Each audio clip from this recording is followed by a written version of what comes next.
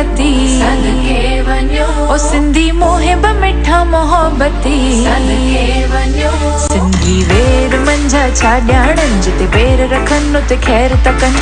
झूलेलाल संद पुॼारा, हर हंध थिया सोभारा, सिंधी शाह हुआ सिंध में, सदके वञो हथे खाली आया हिंद में। सदके वञो ओ कयूं सुन्य में भी सावखूं, सदके वञो लॻियूं रुंग में भी रौनकियूं। सदके वञो